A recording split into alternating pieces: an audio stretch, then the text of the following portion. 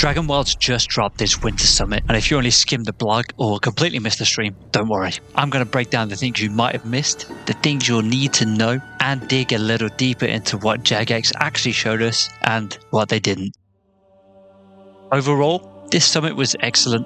We saw far more than I expected, and honestly, it makes me so much more confident in how healthy this project is and where Dragonwilds is heading. So we already knew that there was a 2026 roadmap, but that summit clarified how this actually works. Monthly minor updates will now consistently include quests, small scaling updates, and quality of life improvements. And crucially, Mod Dutch actually confirmed that these now have dedicated teams, which explains why the recent updates have felt a lot more focused. Then, of course, we've got the quarterly major updates, which is new regions, new tiers, new bosses, much like Fell Hollow. The first major update of 2026 is Dowdun Reach.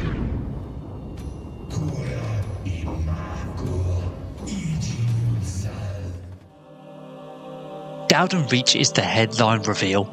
It's a vast interconnected fortress beyond Fell Hollow, heavily tied to Black Knights and Zamorakian and Chaos Mages. And from what we were shown and what was stated, we can now expect Mithril tier armour, mystic robes, maple trees meaning upgraded bows and likely new building materials. Mod Dutch specifically emphasised verticality, so think labyrinth of stone rather than flat corridors for this area. They also directly addressed the community feedback, more puzzles, more exploration and more meaningful combat encounters. And super importantly as well, vaults are being expanded and reworked, which I'm personally very excited about. Like I said, gonna see a lot more puzzles, a lot more things to do in these vaults, make them a little bit more exciting and just a little bit more three-dimensional. And in terms of Dowdun Reach enemies and bosses, obviously it's confirmed that we're going to see Black Knights in there, but we're also going to see blue dragons, which of course introduces blue dragon hide armor. And of course we've got our second, which I think will be a demi-boss. It's going to be the lesser demon. Obviously we know that from previous RuneScape games, and I'm very excited to see if the lesser demon will be a demi-boss or just something that's roaming around the area. And we didn't get any images of these, but at this point I'm just very happy that we have these confirmed. And the big twist is that for the first time, and probably the only time if you look at the roadmap, the main boss is not a dragon. Instead we've got a Black Knight Titan known as the Gatekeeper. And again, they didn't really show us anything for this, but I'm genuinely glad they kept his appearance hidden. Let that cinematic hit properly when it does release. Also, they confirmed that fishing is going to arrive with Dowdun Reach, although the details were really light on this. They didn't really go into it too much. Runecrafting, however, is changing, is becoming more interactive. So your actions and your inputs are going to affect the yield. There's going to be anim events around the world, so it's going to be a bit more of an interactive experience with the potential to get more runes as well. But here's the real bombshell for Dowdun Reach and the March update. We're getting skill caps taken off. They're finally unlocking skill caps all the way to 99. And of course, when you do hit that level, you're going to get a skill cape as well. Super excited for this. OSRS and RS3 players, you already know how cool skill capes and how much of a big feature they are in the community. We didn't get any visuals for these, of course, so don't expect any sort of finished cape designs just yet. But they did confirm that any XP that you gain right now, you're still going to get after the update. So keep grinding. You're not wasting time. Get back on the game and get those levels up. And the next major update of the year in the summit is Umbral Sands, Fire of Fuzan. This is going to be a massive desert region. Think Alcarid, Menethos, Sophanheim. Big boss here is Fuzan, a giant red dragon. And they did confirm that there will be some survival mechanics here.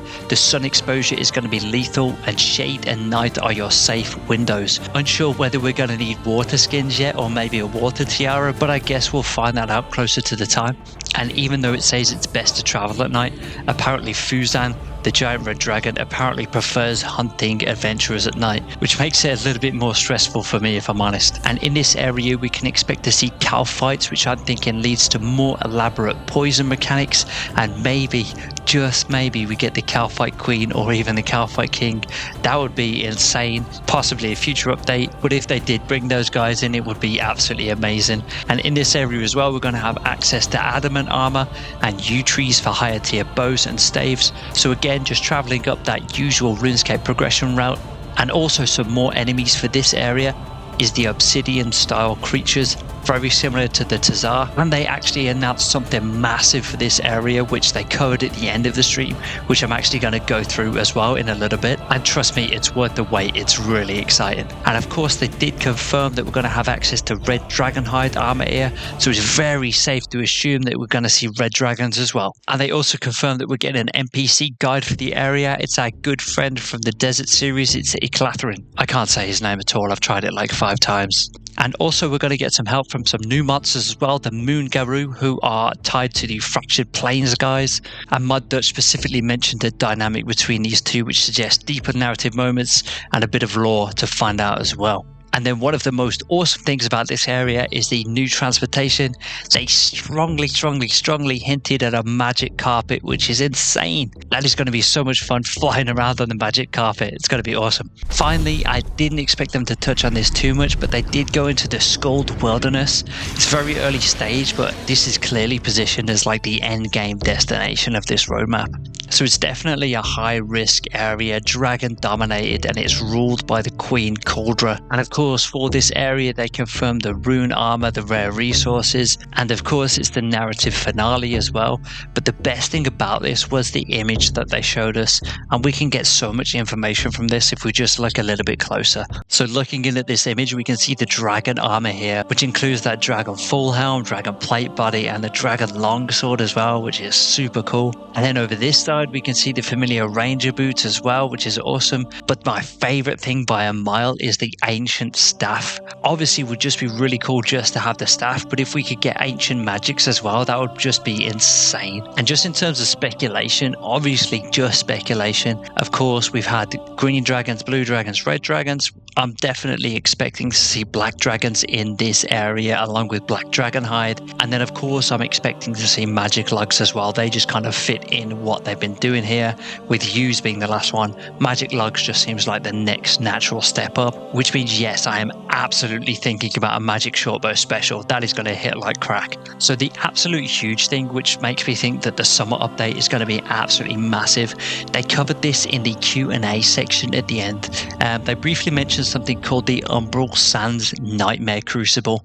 This has been described as a challenge arena, and the fact that they've already confirmed that obsidian creatures will be in the area, I'm starting to get very Fight Caves vibes here.